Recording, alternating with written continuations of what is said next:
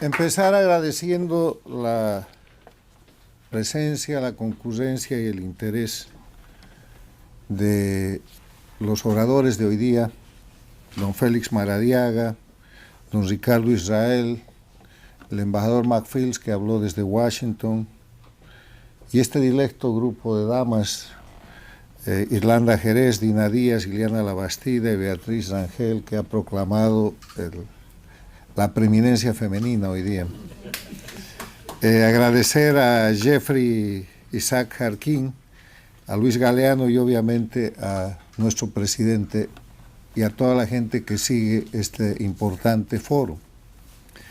El foro Quo Vadis Nicaragua 2024 está dedicado a recordar los 6 años de la rebelión civil, pero Quo Vadis, como ustedes saben, quiere decir a dónde va Nicaragua. Y por lo que aquí se ha expuesto, Nicaragua va indefectiblemente en el camino de la recuperación de la libertad y de la democracia que merece el pueblo de Nicaragua. Y ese es el camino porque la rebelión de abril del 2018 no se ha detenido. La resistencia civil en Nicaragua continúa y ha continuado, y lo demuestran los permanentes actos de terrorismo de Estado que la dictadura nicaragüense perpetra contra el pueblo de Nicaragua. Ha tenido que encarcelar candidatos, ha tenido un número importante de presos políticos, aplica la puerta giratoria, que es suelta o deporta, como ha hecho Expatria, 222 presos políticos, pero toma más. Lleva adelante un proceso de terrorismo de Estado que consiste en cometer diariamente crímenes desde el gobierno para generar miedo en la población, de manera que con ese miedo logre conductas que de otra forma no serían aceptables, y no las logra porque la resistencia civil sigue. O sea que la rebelión de abril del 2018 persiste transformada en resistencia civil, marcando el camino de Nicaragua hacia la libertad. Ahora, para eso hay que recordar, para alentar, para fortalecer y para acelerar ese triunfo de la libertad y la democracia sobre la dictadura de Nicaragua, hay que recordar algunos elementos que hacen a la región, a las Américas en el siglo XXI. Primero, decir que las Américas tienen 35 países. Al iniciar este siglo había una dictadura, la de Cuba. Hoy día hay 4, hubieron 5, Cuba, Venezuela, Bolivia, Nicaragua. Estuvo el Ecuador de Correa, está en retorno a su democracia, pero hay además 4 gobiernos paradictatoriales que son gobiernos en democracia, pero cuyos presidentes le deben el haber llegado al poder al sistema dictatorial del socialismo del siglo XXI o el castrochavismo, y que por lo tanto están al servicio de las dictaduras. México con López Obrador, Colombia con Petro, Chile con Boric y Brasil con Lula. Pasó por ahí hasta diciembre del año pasado Fernández Kirchner de la Argentina, que ahora ha cambiado trascendentalmente con la presidencia, con el cambio de presidencia. El tema es que en ese escenario hay 27 países que son democracias, que están tolerando una cuestión anormal, absolutamente anómala, una cuestión irregular, ilegal y criminal que se llama dictadura. Se tolera la dictadura de Cuba desde hace 65 años, la de Venezuela desde hace 25 años, la de Bolivia desde hace casi 20 años, y la de Nicaragua desde el 2007, que tuvo un momento anterior de 5 años de dictadura entre el 85 y el 90 con el mismo dictador Ortega. Para ofrecer conclusiones de todo lo que se ha dicho aquí, primero propongo aprender de la experiencia. Y Nicaragua nos da un ejemplo muy importante en el ámbito de lo que es la experiencia, porque Nicaragua recuperó la democracia el año 1990 con la transición del dictador Ortega del sandinismo a la presidencia de doña Violeta Chamorro. Pero ese es el ejemplo que no hay que repetir, porque ese año lo que pasó fue que la democracia tomó el gobierno pero no el poder, le dejó al sistema dictatorial, le dejó al sandinismo el poder expresado en por lo menos 3 elementos. Le dejó el control de las Fuerzas Armadas, le dejó la piñata, que era todo lo que se habían robado en ese tiempo, y le dejó impunidad para que siga participando en política. Y se quedó con las leyes de la dictadura. Este ejemplo, que le sirvió a Nicaragua para un respiro democrático de 17 años, fue ejecutado mucho más rápida, violenta y traidoramente en Bolivia, que se recuperó su democracia el año 2019 y la perdió el 2020. Precisamente por lo mismo, porque salió el dictador, pero no salió la dictadura, porque para sacar una dictadura, además de quitar físicamente del gobierno a los operadores del crimen organizado, hay que quebrarle su sistema jurídico dictatorial y no hay que tolerar la impunidad.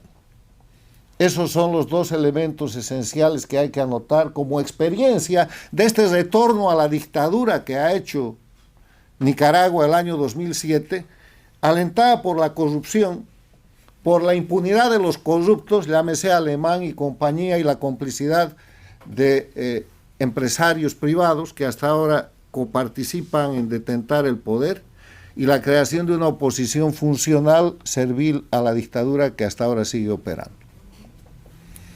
Con eso, las conclusiones sobre lo que aquí se ha dicho de qué hay que hacer para acelerar el proceso de liberación de Nicaragua. Primero hay que entender que lo que pasa en Nicaragua no es un proceso nicaragüense, es un proceso transnacional. Nicaragua es una dictadura satélite de Cuba, que se instaló así el año 85 o en el periodo anterior con la Junta del 79 al 85, porque esa era la representación del brazo comunista en los tiempos de la Guerra Fría. Y que en el siglo XXI eso ha sido reemplazado por el socialismo del siglo XXI, castrochavismo, que multiplicando los ejes de confrontación ha llevado el crimen organizado para dirigir desde Cuba el gran ataque contra las democracias, y que ha convertido una en 4 democracias, como he empezado diciendo, y que este es un tema de carácter regional. O sea, el tema de Nicaragua no es nomás de Nicaragua. Nicaragua está sostenida por Cuba, está apoyada por Bolivia, está sostenida por Venezuela, está justificada por los gobiernos paradictatoriales de México, de Colombia, de Chile y de Brasil, pero además está apoyada por el acuerdo de lo que es el fenómeno transnacional del siglo XXI de las dictaduras contra las democracias. La dictadura teocrática de Irán, basada en Bolivia, apoyando a Nicaragua, a Venezuela y a Cuba como una entidad. La dictadura nacionalista, pseudonacionalista de Rusia, la dictadura comunista de China, la dictadura de carácter familiar de Corea del Norte.